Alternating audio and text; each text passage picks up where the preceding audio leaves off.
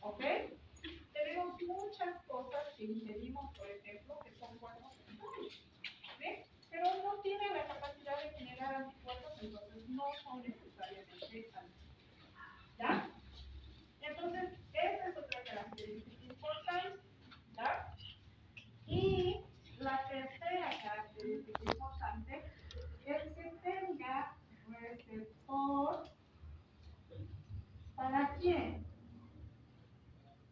Para los glúteos. ¿Ok? Se tiene que poder unir o a un anticuerpo o se tiene que poder unir a un receptor de tipo T o B. ¿Ya? Entonces, para que cuando nosotros pensemos en antígeno, en nuestro concepto, inmediatamente vamos a manejar estas tres características. ¿Qué es un cuerpo extraño? Que tiene que tener la capacidad de generar anticuerpos y que tiene que tener además un receptor. ¿Ya?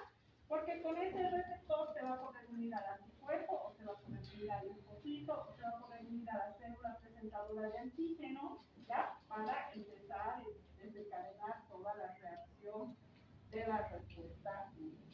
¿Ok? Además de estas características, tiene que tener otras, que nosotros le podemos decir características o le podemos decir factores. ¿Ah? De alguna manera, nosotros lo que buscamos o lo que vamos a tener es acá un antígeno, ¿sí? Y acá va a estar de alguna manera nuestro organismo con nuestro sistema inmune. Y acá va a haber un estímulo del antígeno al sistema inmune. Esto se conoce como estímulo antigénico. ¿Sí? Y además, nuestro sistema inmune va a generar una respuesta. ¿Sí? Generalmente esta respuesta va a ser la formación de anticuerpos. ¿Ok? Entonces, es como un círculo vicioso. ¿Sí? Porque el antígeno va a actuar sobre el sistema inmune, va a estimular a que responda el sistema inmune, y el sistema inmune va a responder, pero de manera específica contra este antígeno que lo ha estimulado. Por eso hay especificidad. ¿Sí? Por eso, si nunca me he enfermado de rubiola y nunca he estado en contacto con el virus, no voy a tener anticuerpos contra la rubiola. ¿Sí? Si no me vacuné, no estuve en contacto, no me enfermé, mi mamá no tuvo cuando estaba embarazada, yo no puedo tener anticuerpos específicos contra la rubiola. ¿Ya? Otra cosa es que haya habido esto, pero de manera asintomática. Yo nunca me di cuenta. ¿Ok? Existen un grupo de enfermedades que de hecho, cuando llevemos el grupo de los herpes virus lo vamos a ver, y es justamente el de la varicela. ¿Cuántos de ustedes han tenido varicela? Todos los que han tenido varicela tienen mucha probabilidad de tener herpes zóster. ¿Sí? ¿Por qué? ¿Por qué? Porque la varicela, ¿sí?, es la primoinfección, se queda de manera latente en el organismo y ese herpes que despierta cuando eres adulto es el herpes zóster. ¿Ok? ¿Alguno de ustedes ha tenido herpes zóster? Todavía son jovencitos, ¿no? Pero a veces no tiene edad. Generalmente los adultos tienen mayor tendencia a tener herpes zóster porque hay factores como el envejecimiento celular, ¿no?, que va a hacer que salga a la luz esta enfermedad.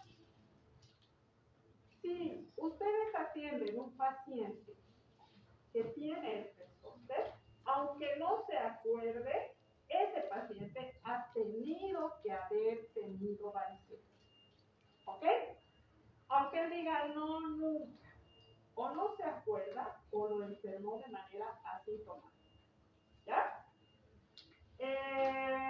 Hablando de eso. Sí. Luego nuestra célula de memoria, cuando llega a aparecer de nuevo, hay personas que tienen 2 veces varicela, pero en la segunda ya llega a ser mortal. No sé si podría explicar que es el sistema más reforzado para esto. Depende de la cantidad. Ahorita en las características que vamos a hablar, vamos a ver de la dosis. ¿Ya? ¿Quién está haciendo tanta bulla?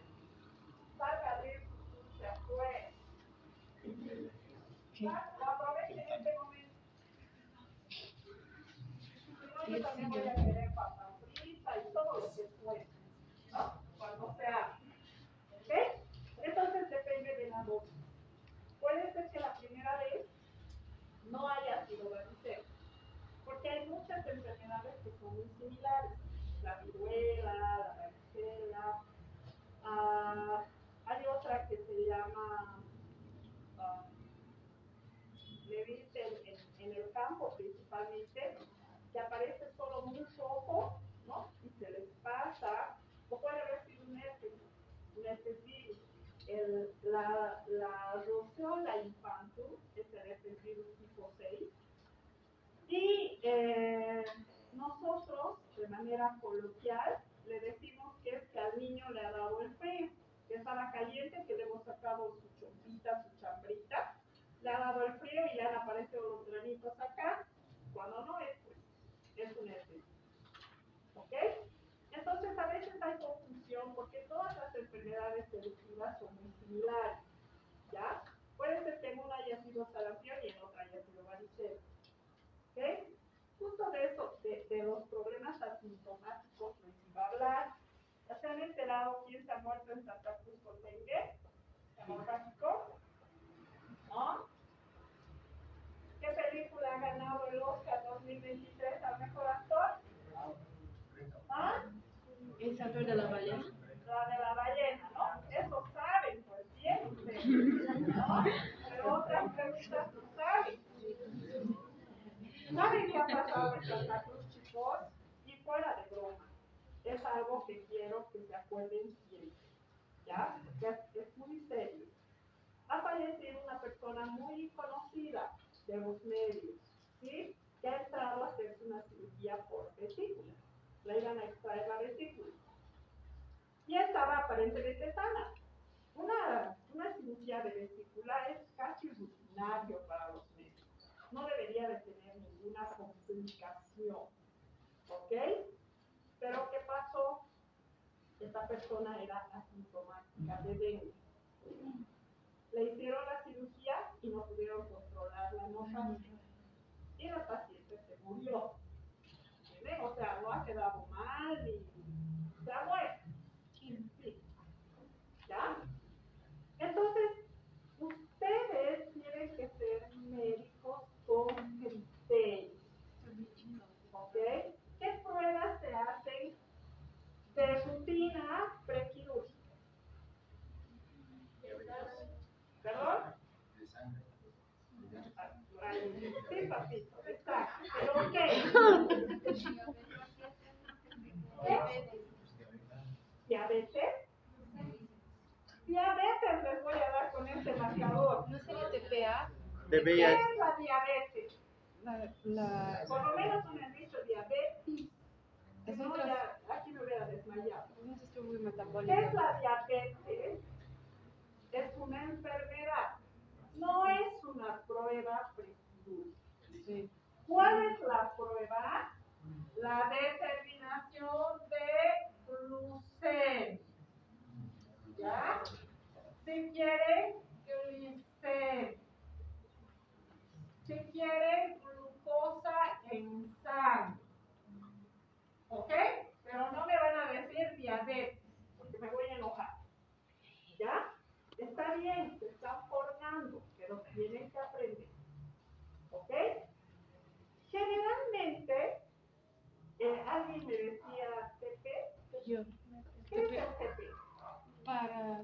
anticoagulantes. ¿Cómo ¿Ya? está la coagulación sanguínea? ¿Ya? Generalmente vamos a pedir o van a pedir ustedes glicemia. Hay muchos que piden urea y creatinina. ¿Para qué será? ¿Para qué es la urea y la creatinina? Ya están avanzando. ¿Para qué?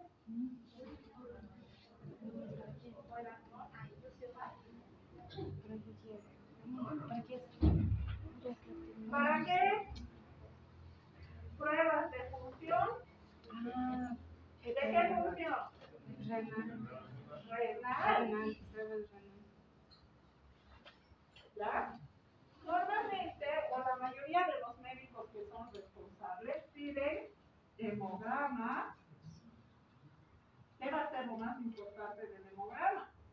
Las plaquetas, ¿sí? Los glóbulos blancos, ¿ok? La distribución de los glóbulos rojos. Tu paciente va a estar con una infección, sus glóbulos blancos van a estar elevados, etc. No viene al caso. Hemograma, urea, creatinina, glicemia, y le voy a hacer tiempo de protrombina y tiempo de tromboplastina.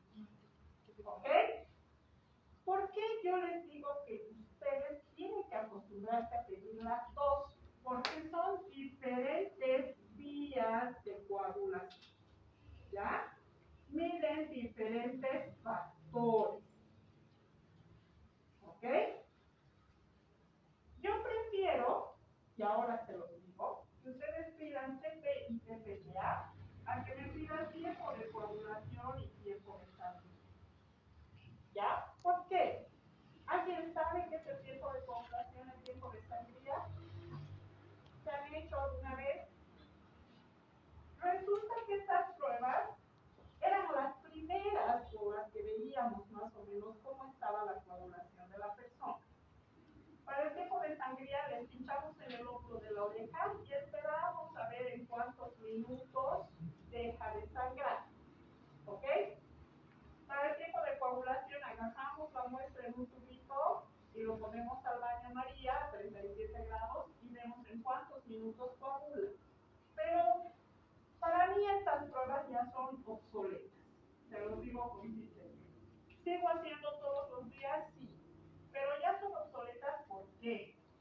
Porque depende del ojímetro de la bioquímica. ¿Okay? Para mí, ya está coagulado. Le pongo 8 minutos. Para mi compañera todavía no está coagulado, le ha puesto más sangre, su baño María lo está en 37 y le va a poner 10 minutos.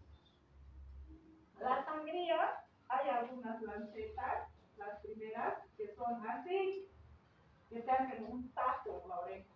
Obviamente eso va a sangrar por 4 minutos, 5 minutos. Hay otras lancetas que son una puntita así chiquita, y son las de plástico, las celestes, ¿no? Esto al minuto y medio ya no te va a provocar mayor sangrado. Entonces va a depender incluso de la fuerza con la que tú le vas a hacer la función.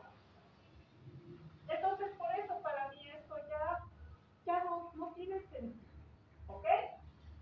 En cambio, el tiempo de protrombina y el de tromboplastina activada trabajamos con reactivos coagulantes. ¿Ya? Entonces, para mí, miren mejor los tiempos de coagulación. ¿Ya? Y por supuesto, hay médicos muy responsables que piden la prueba del HIV. ¿Qué? ¿Por qué? Porque obviamente te puedes enfermar con HIV por contacto con sangre corporal. ¿Ya? Entonces, doctora, ¿cómo está? Responsable de esto de manera básica, ¿ya? Para la clínica. ¿Ok? Pero, ¿dónde está el criterio? Hasta el año pasado, ¿qué le hemos aumentado a este prequirúrgico? Prueba de Antígeno natal. ¿Sí? ¿Por qué? Porque voy a estar en contacto con el paciente, etcétera, etcétera. Este año, ya no mucho.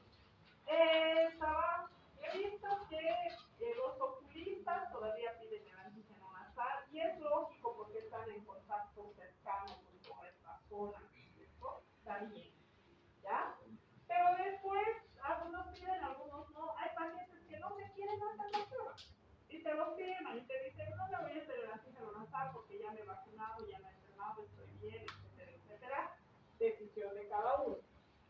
Pero, si estoy en Santa Cruz, que está con su pico más alto de casos de dengue, tengo pues que solicitar una prueba de dengue. ¿Ok?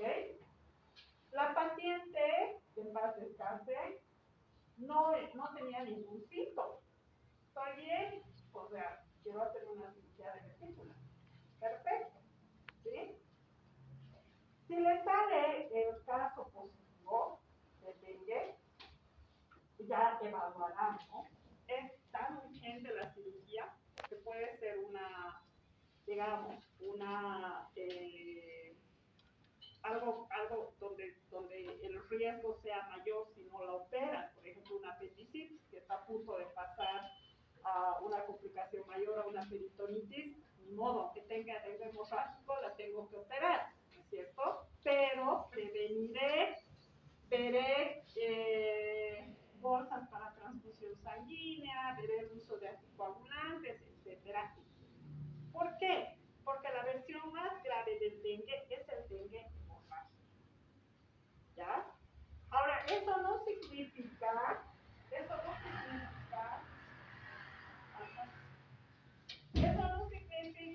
el 2025 ustedes sigan pidiendo antígeno nasal y prueba para dengue, ¿no es cierto? Si no hay un pico de dengue, si no hay un pico de COVID-19, no hay motivo.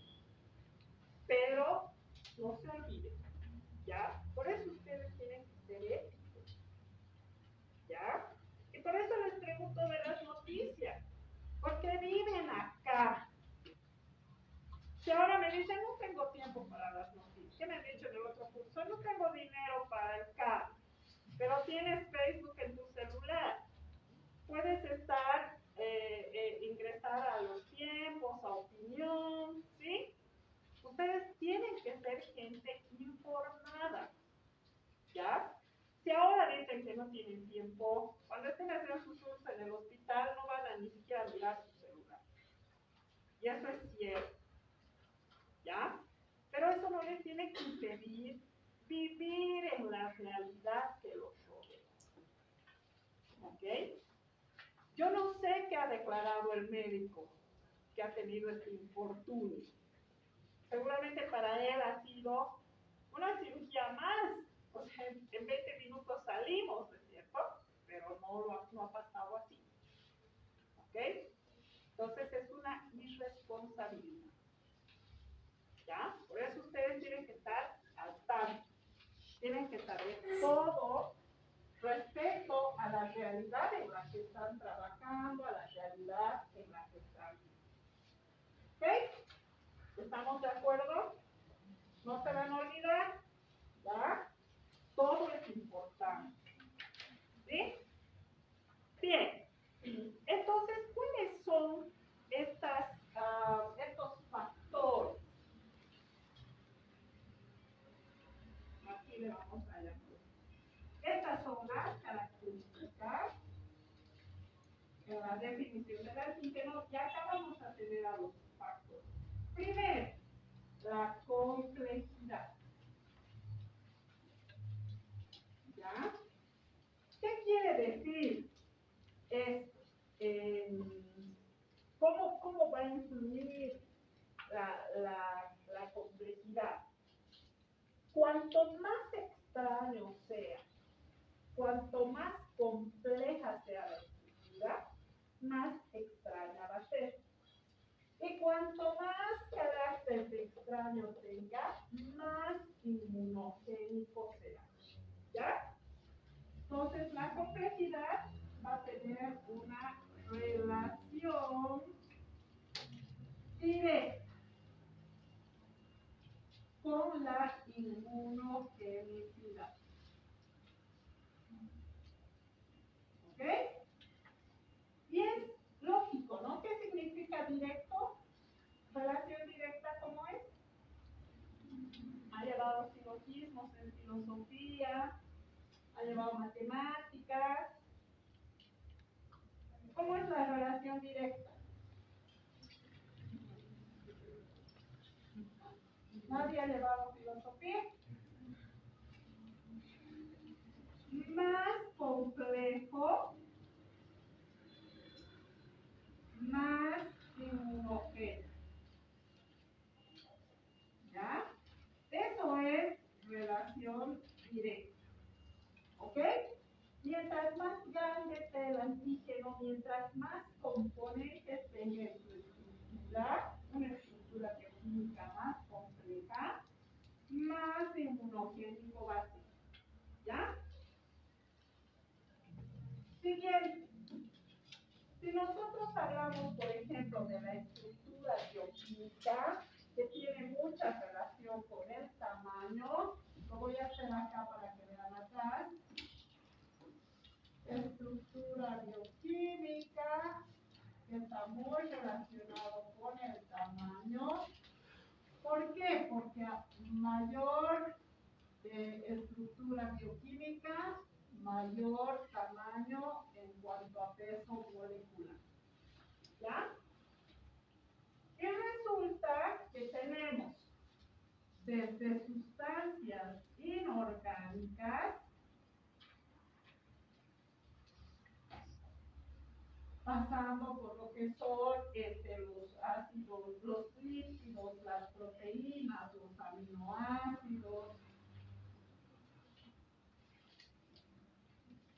hasta lo que son las proteínas, que además de ser proteínas, tienen otros componentes. Son las ricas en tirosina. ¿Ya? Y resulta que estas, igual, las sustancias inorgánicas son menos inmunogénicas y las proteínas ricas en tirosina son más inmunogénicas.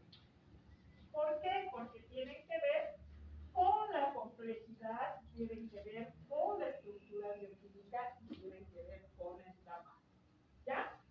Ejemplos de sustancia inorgánica. ¿Qué sustancia inorgánica conoce? No. El agua. ¿Cuál es su estructura bioquímica? H2O. Esto quiere decir que vamos a tener una molécula de oxígeno y acá vamos a tener una de hidrógeno y otra de hidrógeno. ¿Cuál será su peso molecular? ¿Se acuerdan? 16 es del oxígeno, uno del hidrógeno, uno del otro hidrógeno, 18. ¿Ya? Entonces es una sustancia inorgánica que no es compleja y que tiene un bajo peso molecular. ¿Ya? Lípidos, ya sabemos, las grasas. Ejemplo de proteína. ¿Qué es una proteína? Muchos aminoácidos. Ejemplo. ¿Ya? O sea, en realidad las carnes, ¿no? Son proteínas. Un trozo de pollo, un trozo de res, de cerdo, etcétera. ¿Y cómo serán sus estructuras? ¿No? ¿Se dan cuenta? ¿Se acuerdan de esta representación de los carbonos, no? Van a ser muchos de estos que van a estar probablemente unidos a nitrógenos, a oxígenos, a fósforos, a azufres, por supuesto a hidrógenos, etcétera. ¿Ya? Sin ir lejos, ¿cuál es la estructura de la glucosa? Carbono 6. ¿Qué más? ¿Saben o no? Hidrógeno y oxígeno, ¿no es cierto? Es 6, 6, 12, ¿sí? Y ahí vamos a tener un peso molecular. Cada carbono pesa 2, más o menos el peso molecular es 2, el hidrógeno 1, el oxígeno 16. Vamos a tener un peso molecular de más de 100, ¿ya? Pero eso entra, por ejemplo, dentro de los núcleos, ¿ya? Pero esta estructura de proteína, imagínense cuán grande es, cuánto peso molecular tiene y cuán compleja es su estructura bioquímica. Por lo tanto, estamos de acuerdo en que esto es más inmunogénico que esto. ¿Sí o no? ¿Sí o no? Sí. No me estoy inventando, ¿no ves? Estamos demostrando. Porque la estructura bioquímica es importante. ¿Ya? El peso molecular tiene mucho que ver, el tamaño molecular, la complejidad. Esta otra característica que son los determinantes antigénicos. ¿Ya? ¿Qué quiere decir esto? Que vamos a tener algunos antígenos, ¿sí? Que van a ser pequeños, este es un antígeno pequeño, que solamente va a tener un lugarcito de unión con el anticuerpo, ¿ya? Y este lugar de unión se llama epítopo, ¿ok?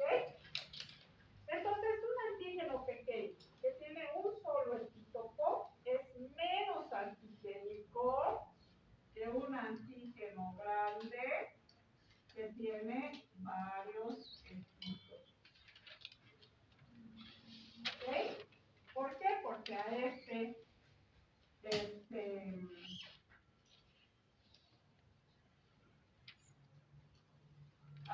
nuestro antígeno le van a suceder que se va a poder unir a varios anticuerpos. ¿Ya? Y al final vamos a formar una roseta. ¿Ok? ¿Por qué?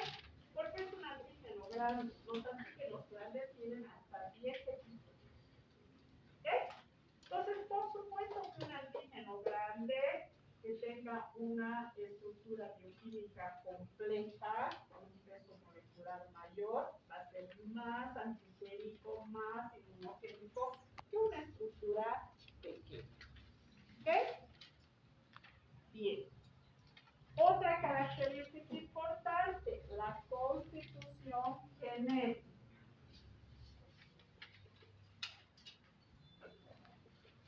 Y esto tiene mucho que ver con la respuesta que va a tener el organismo. ¿Ya? Por supuesto que hay gente, digamos ustedes, que son jóvenes, que no tienen enfermedades de base, no tienen diabetes, no tienen presión alta, no tienen obesidad, no tienen otro tipo de enfermedades, cuyo sistema inmune está atento, está bien, y su respuesta va a ser, por supuesto, mucho más fácil. Por eso es que, digamos, en un grupo de ustedes que son más de 40, viene una persona, estornuda, deja en el aire antígenos, pero no se enferma a los 40. Se enfermará uno, ¿no? O a veces ninguno. Y el resto está mal. ¿Ya? Tiene mucho que ver con la respuesta coordinadora. Y acá viene tal vez la característica más importante, que es la dosis, la vía y el momento de administración. ¿Ah?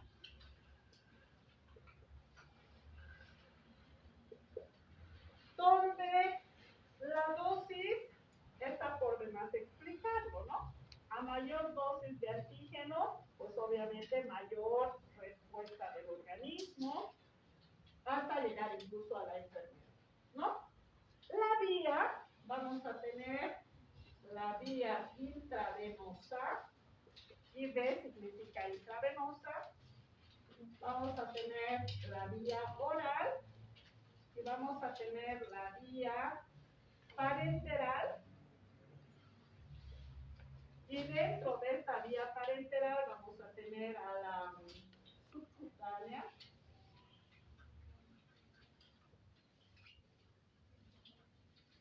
intradérmica e intramuscular.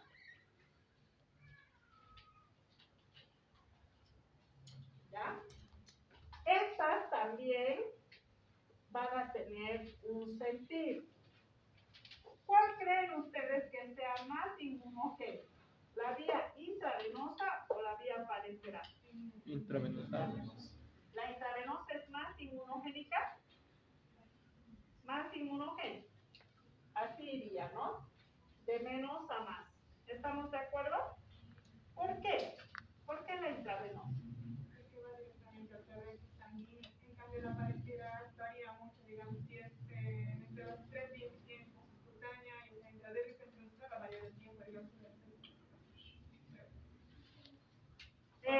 Y si va directo, ¿a dónde va directo? Esta vía intravenosa. Te digo, intravenosa, ¿dónde va? ¿Dónde va?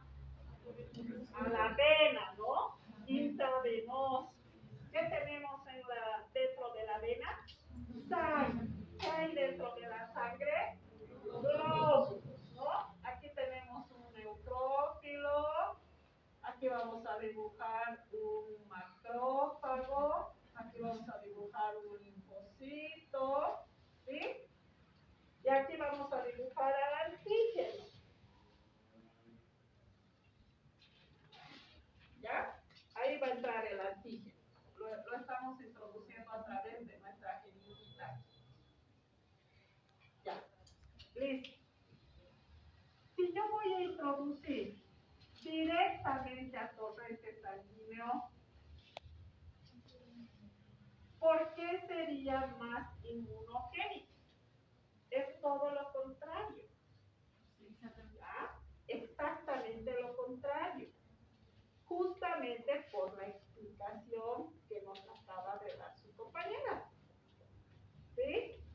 Si yo introduzco al antígeno a la sangre directamente, a este antígeno va a venir este macrófago y directamente lo va a fagocitar.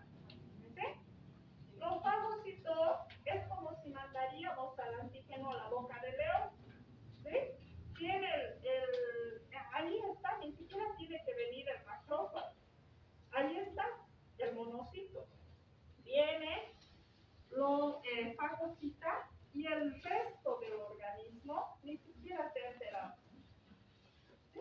Ni siquiera se ha enterado. ¿Va a haber respuesta inmunogénica? No. Porque el cuerpo, nosotros así nos pasa todo el tiempo. Nuestro organismo todo el tiempo está luchando, todo el tiempo está fagocitando, todo el tiempo se está activando el sistema de control. ¿Ok? Viene la vía oral, nos comemos algo. ¿Sí? Puede ser que algunos antígenos sobrevivan al pH de la saliva, a las enzimas, etc.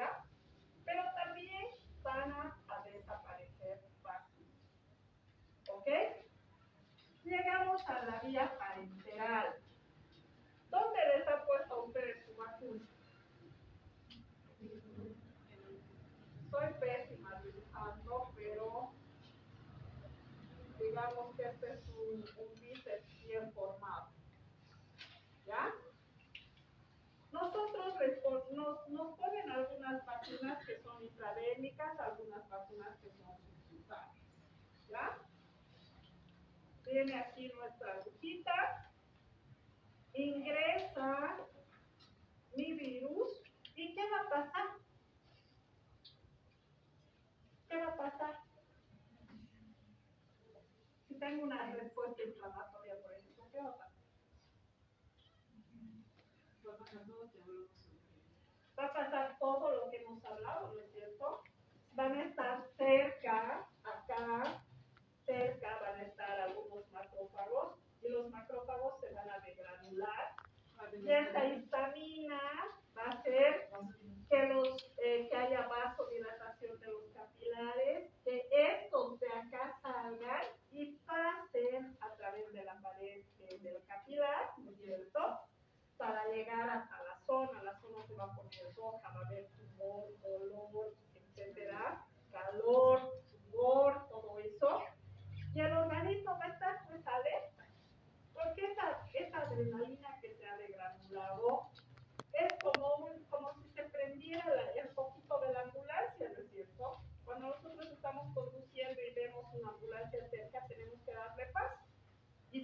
todo se abre y todo se albora.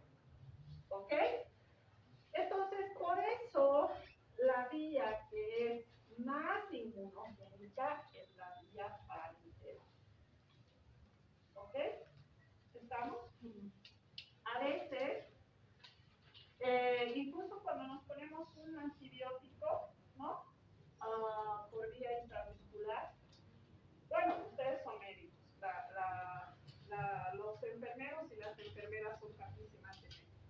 Si es una buena enfermera, tiene que verificar que el medicamento que se está poniendo no ingrese a vena, porque es intramuscular. Entonces, absorben un poquito, te pinchan y absorben con el émbolo. Si no sale sangre, quiere decir que no están en vena y recién se aplican el medicamento. Pero si sale sangre, quiere decir que estoy pinchando a la vena. Entonces, una buena enfermera no debería de pinchar. ¿Ok?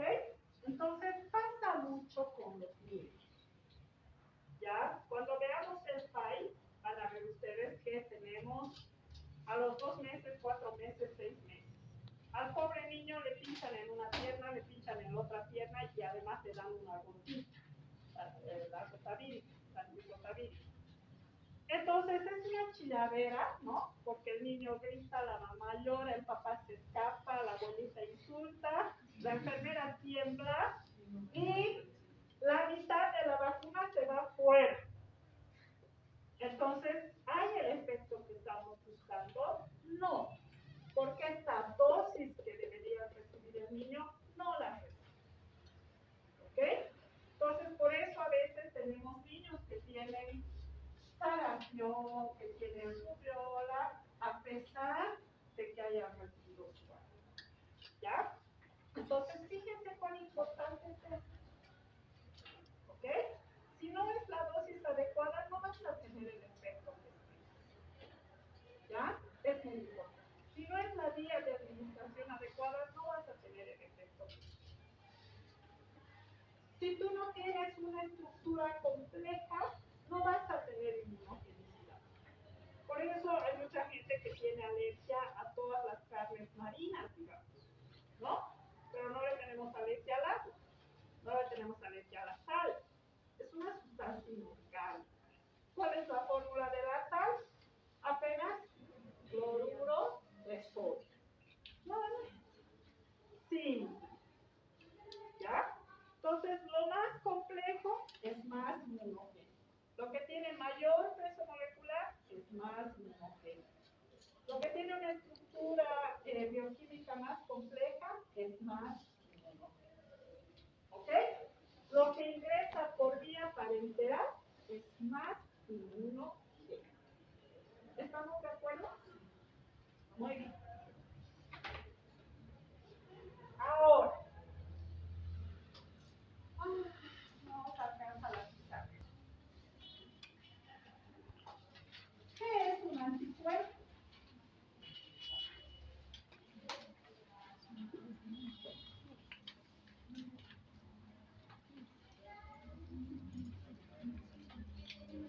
¿Están tomando apuntes? Bueno. ¿Qué es un anticuerpo?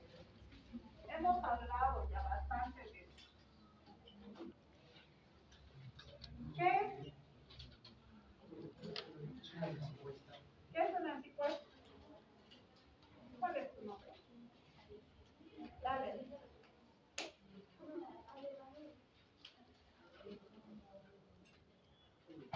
Sé que están producidas por los linfocitos B y lo producen en presencia de un antígeno como para poder sensibilizar a nuestras células. Claro. Cuando les diga que es un anticuerpo, me van a decir es una inmunoglobulina. ¿Ya? ¿Qué es la inmunoglobulina? Es una proteína plasmática.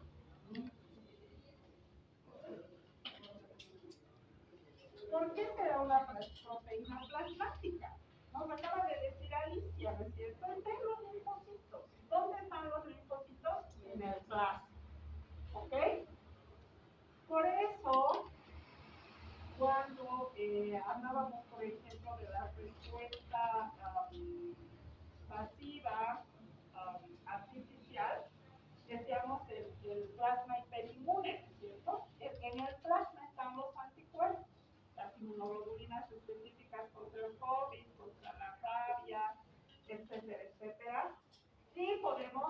hacer uso de esto. ¿Ok? Entonces, estas inmunoglobulinas van a reaccionar de manera específica. ¿Con quién? Con el antígeno que ha generado su producción. ¿Ya? Como bien nos decía Alicia, estas van a estar presentes ¿dónde? En los linfocitos B. ¿Y estos linfocitos B dónde maduran? En la médula ósea, ¿dónde más? En los ganglios linfáticos. Les comento que en las amígdalas, ¿sí? Y esto ha sido también sujeto de algunas contradicciones. ¿Algunos de ustedes es operado de las amígdalas? ¿Les han extraído las amígdalas? ¿A ti? ¿Cuándo? Ya. Si ustedes les preguntan a sus papás, es muy probable que la mayoría haya tenido una cirugía de amígdalas. ¿Por qué? Porque fue una práctica que se realizaba mucho en los 80, ¿sí? Estaba como en boga, principalmente las personas que se enfermaban constantemente con amigdalitis pensaban que la extracción de las amígdalas iba a solucionar el problema. Pero después se dieron cuenta que lejos de hacerle un favor al paciente, le estaban haciendo un daño. ¿Ok?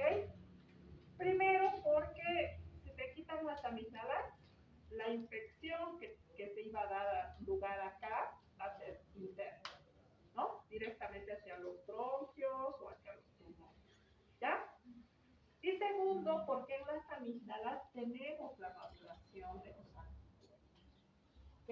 Entonces, lejos de ayudar al paciente, lo estaba perjudicando. Por eso se ha dejado esta práctica. Actualmente ya no es aconsejable hacer la cirugía de extracción de amígdalas, ¿ok? Es justamente por eso, ¿ya? Entonces, tienen un promedio de vida de días, ¿sí? O semanas. Perdón, doctor, una pregunta. Sí. ¿En ningún caso va a ser apropiado que se haga la extracción de amígdalas o sí va a haber en algunos ciertos casos? Ahora no se recomienda. Lo que se recomienda es que el paciente se cuide, ¿no es cierto? Que no esté, por ejemplo, había una época en la que yo daba clases todo el día. Daba clases en la mañana, daba clases en la tarde y empecé a dar clases en posgrado en la noche. Entonces terminaba casi afónica. Estaba todo el tiempo hablando y constantemente me enfermaba. Pero bueno,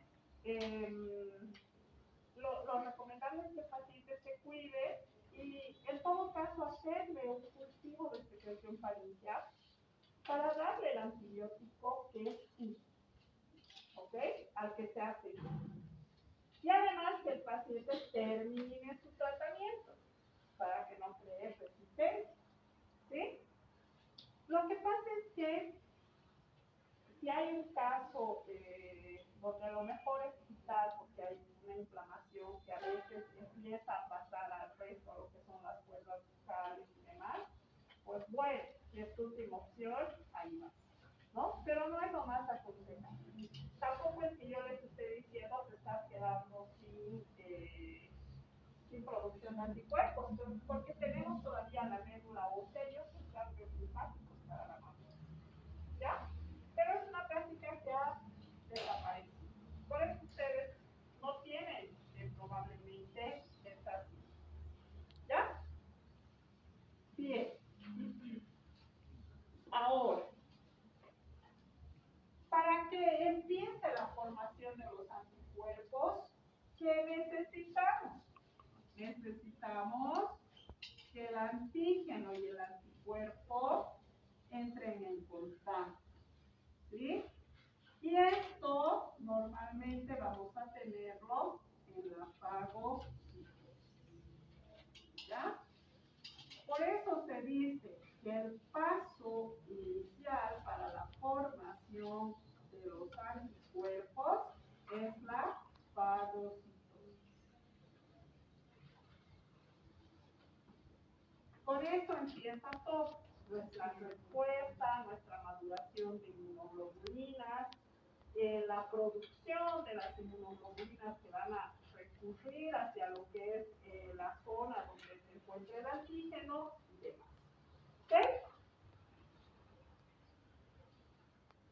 Bien. Voy a usar color. ¿Cuál es la estructura del anticuerpo? El anticuerpo tiene dos cadenas ligeras, ¿sí? O livianas, o light, ¿ya? Y por eso se dice dos cadenas L. Y tiene dos cadenas pesadas. Estas cadenas pesadas en inglés se dicen heavy. Por eso van a encontrar en la estructura que tiene dos cadenas H. ¿Ya? Bien, vamos a tener dos cadenas livianas. Así. Vamos a tener dos cadenas pesadas. Y vamos a tener la parte FC, la parte constante. ¿Ya? Entonces es más o menos así.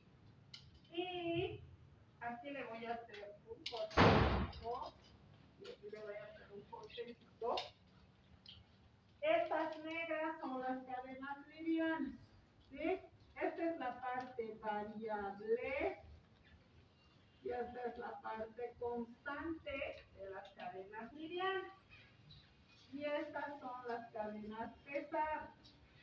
Esta es la parte variable y esta es la parte constante. ¿Ves? Esta porción de acá se llama porción FC. Además, vamos a tener que estas se van a unir por puentes disulfuros para hacer las T. ¿Ok? Entonces, por eso cuando nosotros dibujamos un anticuerpo, dibujamos una Y, porque es algo similar a ese tipo. ¿Ok? Pues resulta que estas cadenas livianas pueden ser de dos. O son capa o son lambda. ¿Ya? Todas las inmunoglobulinas o tienen cadena capa o tienen cadena lambda. ¿Ves? De hecho, sus cadenas livianas son. ¿Qué pasa con las cadenas pesadas? Estas cadenas pesadas son de 5 hilos. ¿Ok? Pueden ser cadena alfa, pueden ser cadena gamma, pueden ser cadena delta, pueden ser cadena epsilon y pueden ser cadena nu. ¿Ok? Y cada inmunoglobulina va a tener cualquier cadena L y va a tener uno de estos tipos de cadena H. ¿Ya? Cadena P. ¿Qué inmunoglobulina tendrá cadenas alfa? Posee más fuerte. La IgA. ¿Qué inmunoglobulina tendrá cadenas gamma? Allá atrás. La IgG. de inmunoglobulinas tendrá cadenas delta. La IG delta, cadena delta, ¿qué será? Que IG, perdón. IG, ¿qué será? La IgD. Estoy diciendo delta, ¿ya? Si tiene cadena epsilon, IgE.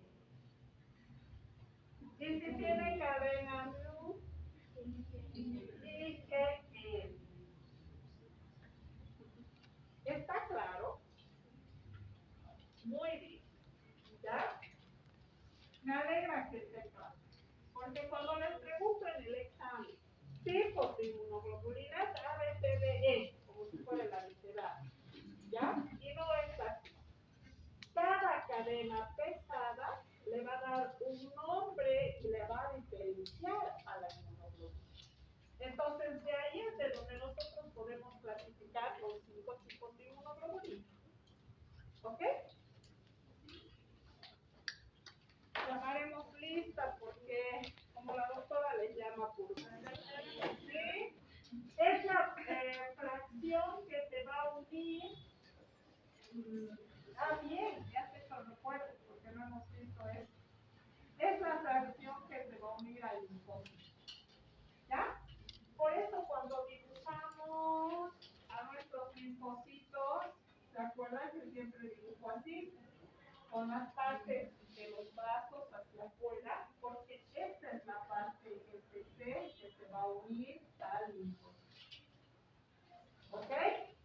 Y esta parte de acá, variable que es la de los brazos, ¿a quién se unirá? Anticuerpo. ¿A quién? Anticuerpo. ¿Cómo que al anticuerpo? Este es el anticuerpo. ¿Sí? Se va a unir al antígeno. ¿Ya? Normalmente para nosotros nuestro antígeno es el virus. ¿Ok? Pero obviamente el antígeno es la bacteria, el hongo, ¿ya? Son muchos cuerpos extraños que tienen la capacidad de la generación de respuesta inmune. ¿Ya? Para nosotros normalmente va a ser el virus. ¿Ok? Bien. Entonces, cuando nosotros hablamos específicamente de las inmunoglobulinas, diremos que esta, la IgG, es la que se encuentra más abundante. ¿Ya? Es la más abundante. Y la IgD es la menos abundante. De hecho, no se sabe cuál es la función de la IgD. Lo que sí se sabe es que está en la membrana de los linfocitos junto a la IgM. ¿Ya? Entonces vamos a tener algunos linfocitos que van a tener IgD en la membrana. Entonces es muy probable que también intervengan en esta respuesta primaria. ¿Ya?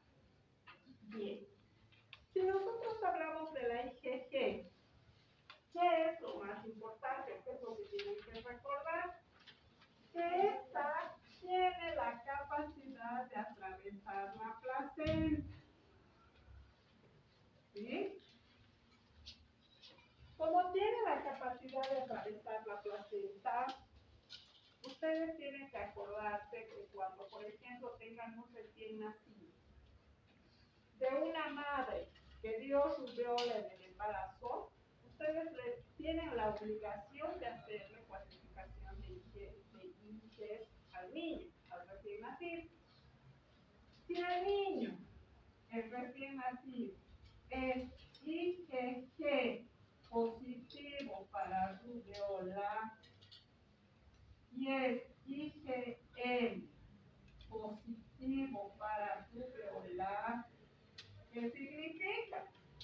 Que el niño ha tenido infección de rubiola intrauterina. Por eso su IgM está positiva.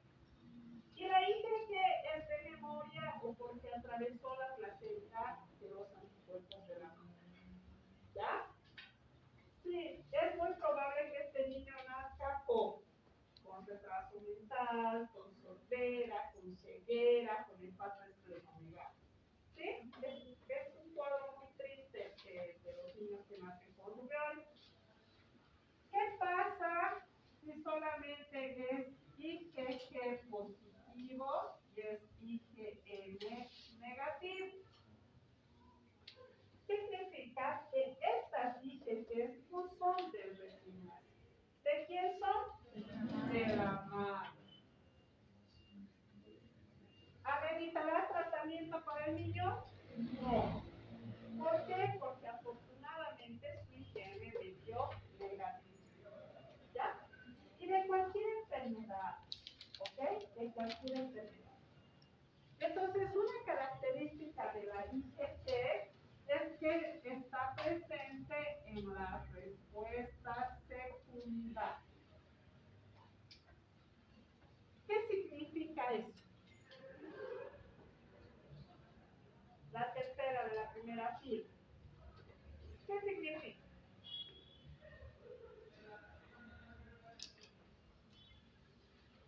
Me van a avisar cuando sea 15:05, ¿ya? Por favor. ¿Qué significa? ¿Por qué le diremos a la IgG respuesta secundaria?